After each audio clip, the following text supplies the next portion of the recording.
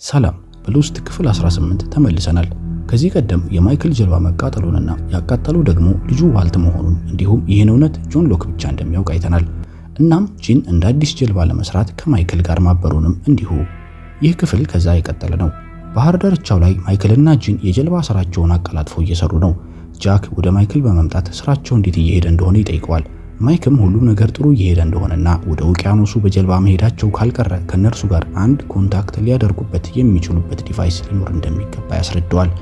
ምክንያቱም የሆነ ቦታ ላይ የነሱን የአደጋ ጊዜ ጥሪ ሊሰማ የሚችል የሆነ ሰው ወይም ሰርጓጅ መርከብ ሊኖር ይችላል።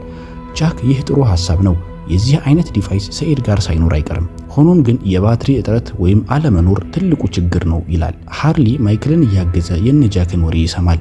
ከዛም ያቺ ፈረንሳዊት ሴት ጋር ባትሪ ሊኖር ይችላል፣ ካስታወሳችሁ ሰኢድ ባትሪዎች መኖራቸውን ነግሮን ነበር ይላቸዋል። ይህን ተከትሎ ሃርሊና ጃክ ወደ ሰኢድ በመምጣት ስለ ጉዳዩ ያማክሩታል። ሆኖም ሰኢድ በቁጣ ተናግሬያለሁ፣ እዛ ቦታ በድጋሚ አልሄድም ይላቸዋል። ጃክም እንድትሄድ አይደለም ወዴት መሄድ እንዳለብን መንገዱን እንድታሳየን ነው ይለዋል። ሰኢድም ከዛ ቦታ ለቅቄ ስመለስ በጣም ቁስዬና ደክሞኝ ነበር፣ እናም መንገዱን አላስታውሰውም፣ ግን ባስታውሰውም እንኳን ወደዛ መንገድ ልመራችሁ አልችልም፣ በጣም አደገኛ ቦታ ነው፣ በየቦታው ወጥመድ አለ ይላል። ከዛም ጃክ አንተ ከፈረንሳዊቷ ሴት ጋር ያመጣኸው ካርታ ላይ ምንም ነገር አልተገኘም በማለት ይጠይቀዋል። ሰኢድ በጣም ጨንቆታል። እናም እኔና ሻነን ለቀናት ይህን ካርታ እያየን ነበር። ሻነን የተወሰኑ ቃላቶችን ለመተርጎም ሞክራለች፣ ግጥም ይሁን ወይም ኮድ ምንም ሊገባን አልቻለም ይላል። በዚህ ሰዓት ቻርሊ ከካርታው ውስጥ አንድ ወረቀት ያገኛል። ወረቀቱ ላይ ባየው ነገር በጣም የተረበሸ ይመስላል። ነገር ግን ምን እንደሆነ ለማንም አልተነፈሰም። ወረቀቱ ላይ የተጻፉት ቁጥሮች ነበሩ። እነዚህ ቁጥሮች በጣም የሚደንቅ ታሪክ ምን ይሆን በኤፒሶዱ መጨረሻ ላይ የምናየው ይሆናል። እናም ሰኢድ ጃክን ለመርዳት ሳይስማማ ይቀራል። ምክንያቱም ሰኢድ እዛ ቦታ ላይ በገጠሙት አስፈሪና አደገኛ ነገሮች የተነሳ በድጋሚ ወደዛ ቦታ ለመመለስ ስለማይፈልግ ነው። ከዚህ በኋላ ምሽት ላይ ሰኢድ ዋሻው ውስጥ ተኝቶ ነበረ። ከዛም በድንገት ሲነቃ ፊት ለፊቱ ወፍራሙ ሃርሊ ተቀምጦ እያየው ነበር። በኩለ ሌሊት እዚህ ምን ትሰራለህ ሃርሊ ይለዋል። ሃርሊም እንቅልፍ እምቢ አለኝ፣ ማወቅ የምፈልገው ነገር አለኝ፣ ስለሱ ልጠይቅህ ነው ይለዋል። ሰኢድም ይህ ጥሩ ሰዓት አይደለም ይለዋል። ቀጥሎም ሃርሊ ከሻነን ጋር ወረቀቶቹን ስትመረምሩ የሆኑ ቁጥሮች አይታችሁ ነበር፣ እነዛ ቁጥሮች ምን እንደሆኑ አውቃችኋል ይለዋል። ሰኢድ ኮርዲኔቶች ይመስሉኛል ይላል። ፈረንሳዊቷ ሴት ወዳለችበት የሄድከው አንድ ውቅያኖስ ውስጥ የተቀበረ ገመድ ተከትዬ ነው ብለህ ነበረ አይደል ይለዋል። ሰኢድም አዎን፣ ነገር ግን አንተ ስለዚህ ጉዳይ ይህን ያክል የምታጣራው ለምንድን ነው ብሎ ይጠይቀዋል። እርሱም እንዲሁ ለማወቅ ያክል ነው፣ እንቅልፍህን ስላሳጠው ይቅርታ ብሎት ይሄዳል። ጠዋት ላይ ሃርሊ ዋሻው ውስጥ በሃይላንድ ውሃ እየቀዳ ቦርሳው ውስጥ እያስቀመጠ ነበረ። ቦታው ላይ ቻርሊ ነበረ። የት ሊሄድ እንደሆነ ይጠይቀዋል። ግራ መጋባት ሃርሊ ላይ ይታያል። የትም ሊሄድ አይደለም፣ ዞር ብዬ ልመለስ ነው ሲል ይመልስለታል። ቻርሊም አብሬህ ልምጣ ይለዋል። ሆኖም እርሱ ዛሬ ብቻዬን መሆን ነው የፈለግኩት፣ ፕራይቬሲ ይፈልጋለሁ ይለዋል። ተነስቶ ሊሄድ ሲል ብዙ የውሃ ቦትሎች ከቦርሳው ይወድቁበታል። እኔ ውሃ ቶሎ ነው የሚጠማኝ፣ ለዛ ነው ይህን ሁሉ የያዝኩት በማለት እየተወናበደ ዋሻውን ለቆ ይሄዳል። በሌላ በኩል ክሌር ባህር ዳርቻው ላይ ብቻዋን ተቀምጣ ነበር። ከዛ ጆን ሎክ ወደ እርሷ በመምጣት አንድ ስራ ነበረኝ እንድታግዢ ነው የመጣሁት፣ ምን ይመስልሻል ይላታል። እርሷም የ9 ወር እርጉዝ ነኝ፣ ምን ስራ ላግዝህ እችላለሁ ብለህ ነው ትለዋለች። ቀላል ስራ ነው የምንሰራው ብሎ ይዟት ይሄዳል። ከሰዓታት በኋላ ሰኢድ በንዴት ወደ ጃክ በመምጣት እቃዎች የት ናቸው ይለዋል። ጃክም የምን እቃ ይለዋል። ሰኢድም ከፈረንሳዊቷ የወሰድኳቸው ጠቅላላ ዶክመንቶች ይለዋል። ጃክ ግራ በመጋባት ተረጋጋ ሰኢድ፣ እኔ ምንም አይነት ዶክመንት አልወሰድኩም ይለዋል። ቀጥሎም ሰኢድ አንተ አልወሰድክም፣ ነገር ግን ሃርሊን ልካው ነበረ፣ ትናንት ምሽት ላይ መጥቶ ስለ ዶክመንቶቹ እየጠየቀኝ ነበር፣ ጠዋት ስነሳ ሁሉም ዶክመንቶች ጠፍተው ነበር ይለዋል። የዚህን ጊዜ ጃክ ጭንቀት ይገባዋል። ሰኢድም ይህ የጃክ ሳይሆን የሃርሊ ስራ እንደነበረም ይረዳል። ከዛም ሃርሊን አይታኸዋል እንዴ ብለው ቻርሊን ይጠይቁታል። እርሱም ከሰዓታት በፊት ብዙ ውሃዎችን በቦርሳው ይዞ ነበረ የሄደው ይላቸዋል። ይህን እንደሰሙ ጃክ፣ ሰኢድና ቻርሊ ሃርሊን ፍለጋ ወዲያውኑ ጉዞ ይጀምራሉ። ሃርሊ ሰኢድ በነገረው መንገድ ላይ እየተጓዘ ነው። እስከ ዛሬ ድረስ ሃርሊ ከመሳቅ ከመጫወት በቀር ስለምንም ነገር አሳስቦት ጣልቃም ገብቶ አያውቅም ነበር። ታዲያ አሁን ምን ነክቶት ይሆን? ሃርሊ በመንገዱ ላይ ጉዞውን ወደፊት ቀጥሏል። እናም አንድ ቦታ ሲደርስ ሰኢድ ከዚህ ቀደም አግኝቶት የነበረውን የተቀበረ ገመድ ያገኘዋል። ገመዱንም ተከትሎ ወደ ጫካው ውስጥ ጠልቆ ይገባል። ከዛም በእግሩ አንድ ወጥመድ ይረግጥና ይቆማል። እግሩን ከማንቀሳቀሱ በፊት ሰኢድና ጃክ ይደርሱለታል። እናም ወጥመዱ እንዳይጎዳው እንዳይንቀሳቀስ ይነግሩታል። ከዛም ከወጥመዱ የሚላቀቅበትን ነገር ይፈልጋሉ። ሆኖም ግን ሃርሊ ወጥመዱ ሳያገኘኝ በፍጥነት አመልጣለሁ ይላቸዋል። ተው ቢሉትም ሳይሰማ ይዘላል። እናም እንደምንም ራሱን ያድናል። እነ ጃክ እንደዚህ ማድረግ እንደሌለበት በቁጣ ይነግሩታል። ቀጥሎም ጃክ ወዴት እየሄደ እንደሆነ ይጠይቀዋል። ሃርሊም ወዴትም፣ በቃ ከፈረንሳዊቷ ሴት ባትሪ ለመቀበል ነው የመጣሁት፣ ከኔ ጋር መምጣት ከፈለጋችሁ አብረን መሄድ እንችላለን ይላቸዋል። ከዚህ በኋላ አብረው ጉዟቸውን ወደፊት ይቀጥላሉ። ከዛም አንድ ያረጀ በእንጨት የተሰራ ድልድይ ያገኛሉ። እዚህ ደሴት ላይ እንደዚህ አይነት ድልድይ ማግኘት የሚገርም ነገር ነው። ማለትም ሌሎች ሰዎች እዚህ ይኖሩ ነበረ ወይም አሁንም ይኖራሉ ማለት ነው። ከዛም ሰይድ ምናልባት የኢተን ሰዎች የሰሩት ድልድይ ይሆናል ይላል። በዚህ መሃል ሃርሊ በዚህ ባረጀ ድልድይ ላይ ማንንም ሳይሰማ መሄድ ይጀምራል። ሆኖም ምንም ሳይሆን ይሻገራል። ቀጥሎ በድልድዩ ላይ ቻርሊ ይራመዳል። እናም ትንሽ ሲቀረው ድልድዩ ይሰበራል። ቻርሊም እንደምንም ተሻግሮ ሃርሊ ጋር ይሆናል። አሁን ጃክና ሰይድ በአንድ በኩል፣ ሃርሊና ቻርሊ በሌላ በኩል ሆነዋል። ይህ ሁኔታ ያሳሰበው ጃክ እዛው ጠብቁን፣ እኛ በሌላ በኩል ዞረን እንመጣለን ይላቸዋል። እነ ቻርሊ በበኩላቸው አይ እኛ ነን ወደ እናንተ የምንመጣው ይላሉ። የሆነው ሆኖ ሁለቱም ወደፊት ጉዟቸውን ይጀምራሉ። ሰይድና ጃክ መውጫ መንገድ ፍለጋ እየሄዱ እያለ አንድ ቦታ ሲደርሱ ሰይድ ይቆማል። ይህም ቦታ የማውቀው ይመስለኛል ይላል። ጃክም ሰይድን እየተከተለ ይራመዳል። ከዛም አንድ ወጥመድ ላይ እግሩ ያርፋል። በዛም የተነሳ በጣም ትልቅ ፍንዳታ ይፈጠራል። ሆኖም እነ ጃክ ምንም አልሆኑም ነበር። በሌላ በኩል ፍንዳታውን እነ ሃርሊ ይሰማሉ። ነገር ግን አሁንም ሃርሊ ምንም ፍርሃት አይሰማውም። የሚፈልገውን ያን ነገር እስካላገኘ ድረስ ምንም ነገር የሚበግረው አይመስልም። ቻርሊ በሃርሊ አዲስ ባህሪ መናደድ ጀምሯል። እኔ ሞኝ አይደለሁም፣ ሃርሊ ምን ፍለጋ እንደመጣህ እውነቱን ንገረኝ እያለ ደጋግሞ ይጠይቀዋል። ሆኖም እርሱ ምንም ሳይናገር ወደፊት ጉዞውን ቀጥሏል። ሰይድና ጃክ ከፍንዳታው በኋላ ከዚህ ቀደም ሰይድ በፈረንሳዊቷ ሴት ታስሮ የነበረበትን ቤዝመንት ያገኙታል። ነገር ግን ውስጡ ምንም አልነበረም። ሰይድም አንድ ቀን ተመልሼ እንደመመጣ ታውቅ ነበረ። ከኔ ጋር ያሉትንም ሰዎች ይዤ እንደመመጣ አውቃለች። እናም ሁሉንም ነገር አስወግዳ ባዶ ካደረገች በኋላ እርሷ ሌላ ቦታ ሄደች። ወጥመዱንም ለኛ ነበር ያጠመደችው ይላል። ከዚህ በኋላ ፊልሙ የሃርሊን ያለፈ ታሪክ ሊያሳየን ወደ ኋላ ይመልሰናል። ሃርሊ ከአንድ መካከለኛ ገቢ ካላቸው ቤተሰቦቹ ጋር ነበር የሚኖረው። አያቱ፣ እናቱ፣ ወንድሙ ሁሉም ስራ በመስራት ይተዳደራሉ። ሃርሊም ቢሆን ስራ ነበረው። አንድ ቀን ከቤት ተቀምጦ ቲቪ እያየ ነበረ። እናቱ ሃርሊን አሁንም ድረስ ልክ እንደ ሕፃን ልጅ ነበረ የምታየው። እናም በዚህ ቀን ሃርሊ አንድ የሎተሪ ትኬት ቆርጦ ነበረ። የዚህ የሎተሪ ቁጥር ታዲያ በሚደንቅ ሁኔታ ቀደም ብሎ የሰይድ ወረቀት ላይ አይቶት ከነበሩት ቁጥሮች ጋር አንድ አይነት ነበሩ። ታዲያ እነዚህ ቁጥሮችም የሎተሪው ጃክፖት አሸናፊ ቁጥሮች ይሆናሉ። ሃርሊም $1,000,000 አሸናፊ ሆነ። ይህን እንደሰማም ሪያክሽኑ እንዲህ ነበር። በድንገት በአንድ ሌሊት ሃርሊ በጣም ሀብታም ሆነ። በዚህም በእጅጉ ደስተኛ ይሆናል። ምክንያቱም ከዚህ በኋላ የራሱንም የቤተሰቡንም ህይወት መቀየር ይችላል። በሚቀጥለው ቀን ጋዜጠኞች የሃርሊን እድል በየሚዲያቸው ለመዘገብ ቤቱ በመገኘት ኢንተርቪው ያደርጉታል። ሃርሊም ስለ አያቱ ያወራቸዋል።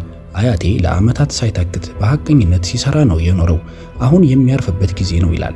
በቃ ሃርሊ ይህን እንደተናገረ አያቱ ልብ ድካም ተነስቶበት ይወድቃል።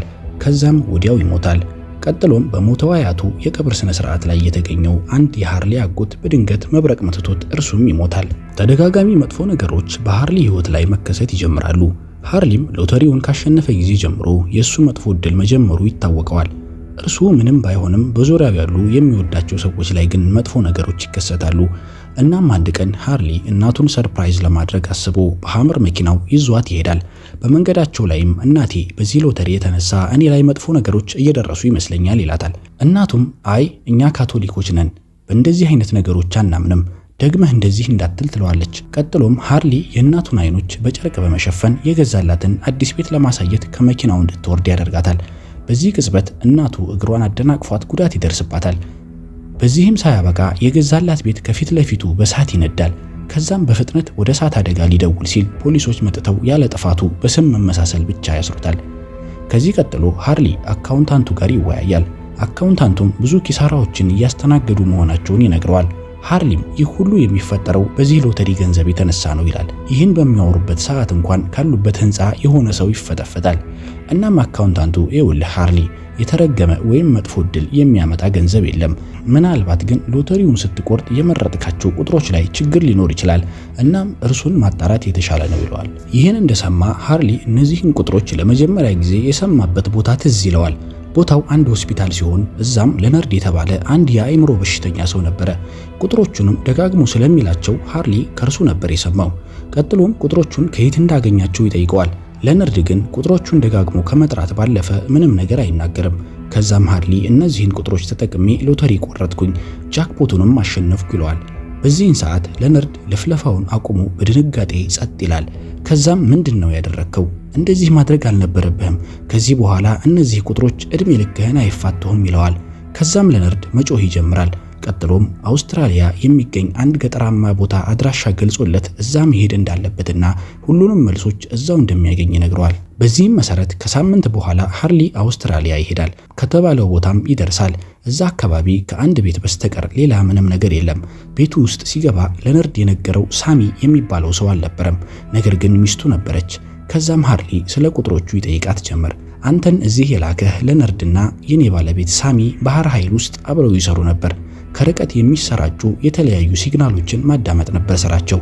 ከዛም አንድ ቀን የፓሲፊክ ውቅያኖስ ላይ በስርጭቱ የሆነ ሰው እነዚህን ቁጥሮች ደጋግሞ ሲናገር በስርጭታቸው ያደምጣሉ። ከዚህ በኋላ ቁጥሮቹን በደንብ ያስታውሱ ነበር። እናም ሳሚ ከዚህ በኋላ ወደ ቤት ይመለሳል። ያለንበት አካባቢ አንድ ሰው እዚህ ዕቃ ውስጥ ምን ያክል ንቦች እንዳሉ በትክክል ለሚገምት ሰው $15000 እሸልማለሁ ሲል ሳሚ ይሰማዋል። እርሱም እነዚህን እርጉም ቁጥሮች ይጠራል። በሚገርም ሁኔታ የንቦቹ ቁጥር ከነዚህ ቁጥሮች ጋር አንድ ሆነ። ሳሚም $15000 አሸነፈ። ከዛም ወደ ቤት በመመለስ ላይ ሳለን የመኪና አደጋ ይደርስብናል። እኔ አንድ እግሬን አጣሁ፣ ሳሚ ግን ምንም አልሆነም ነበር። እየቆየ ሳሚ እነዚህን ቁጥሮች የተረገሙ መሆናቸውንና እነርሱን ለምንም ነገር የተጠቀመ ሰው ሁሉንም ነገሩን እንደሚያጣወቀ፣ ቀስ በቀስም ሁሉንም ነገር አጣን። ከዛም ከሰዎች ተገለን እዚህ ቦታ መኖር ጀመርን ትለዋለች። በጭንቀት የተዋጠው ሃርሊ ከዛ በኋላ ሳሚ ምን ሆነ? ቁጥሮቹስ እርሱን ማሳደድ አቆመ ወይ ይላል። እርሷም ሳሚ ከዚህ ችግር መውጫ ብቸኛ አማራጭ ራሱን ማጥፋት እንደሆነ በማመን ሱሳይድ አደረገ። ከዛ በኋላ ሁሉም ነገር ቆመ ትለዋለች። ይህ በጣም ግራ የሚያጋባ ነገር ነው። ምክንያቱም እውነትም ቁጥሮቹ ላይ መጥፎ እርግማን ካለ ለኦሺያኒክ አውሮፕላን አደጋ ምክንያት እነዚህ ቁጥሮች መሆናቸው ነው። ሃርሊም እንደ እብድ አደጋ እየተጋፈጠ የሚፈልገው ነገር እነዚህ ቁጥሮች መሆናቸውን አውቀናል። ከዚህ በኋላ አሁን ወዳሉበት እንመለስ። ሃርሊና ቻርሊ ጫካ ውስጥ በማውራት ላይ እያሉ በድንገት ጥይት ይተኮስባቸዋል። በድንጋጤ ሩጠው ይበታተናሉ። ከዛም ሃርሊ ሩጦ ከፈረንሳዊቷ ሴት ጋር ይፋጠጣል። በፍርሃት ተውጦ አንቺ ሰይድን አስረሽው የነበርሽው ሴት ነሽ አይደል ይላታል። ከዛም እነዛን ቁጥሮች የያዘውን ወረቀት ከኪሱ በማውጣት እነዚህ ቁጥሮች ትርጉማቸው ምንድነው? በሬዲዮ ደጋግመሽ ለምንድነው ያሰራጨሻቸው? ይላታል። ፈረንሳዊቷ ሴት እኔ ምንም አላውቅም ትላለች። ሃርሊ በንዴት ውስጥ ሆኖ እዚህ አደገኛና አስፈሪ ቦታ ማንም መምጣት አይፈልግም ነበር፣ እኔ ግን የዚህን ቁጥር ሚስጥር ለማወቅ ሁሉንም ተጋፍጬ መጣሁ ይላታል። ቀጥሎም ፈረንሳዊቷ ከዓመታት በፊት የነበርንበት የምርምር ቡድን የያዘ መርከብ ላይ እነዚህን ቁጥሮች በሬዲዮ ሰምተን ነበር። ከዛም መንገዳችንን ቀይረን መጓዝ ጀመርን። ያኔ አንድ ትልቅ የማዕበል አደጋ ደርሶብን ወደዚህ ደሴት መጣን። እነዚህ ቁጥሮች ደጋግመው በሬዲዮ ሲተላለፉ ነበር። እናም ደሴቱ ላይ ብላክ ሮክ የተባለው አካባቢ የሬዲዮ ማሰራጫ ታወር አገኘን። የኔ ባልደረቦች የእነዚህን ቁጥሮች ምንነት ለማጣራት በጣም ደክመው ነበር፣ ነገር ግን ምንም አላገኙም። ቀጥሎም ሁሉም ታመው ሞቱ። እኔ ብቻዬን ቀረሁ። ከዛም ወደ ሬዲዮ ታወሩ በመመለስ የቁጥሮቹን ስርጭት አጥፍቼ የእርዳታ ጥሪ ለ7 ዓመታት ደጋግሞ እንዲተላለፍ አደረኩ። ሆኖም ግን ሊያድነኝ ማንም አልመጣም ትለዋለች። ሃርሊም በእነዚህ ሁሉ ዓመታት እነዚህ ቁጥሮች ላይ መጥፎ እርግማን እንዳለ አላወቅሽም ነበር ማለት ነው።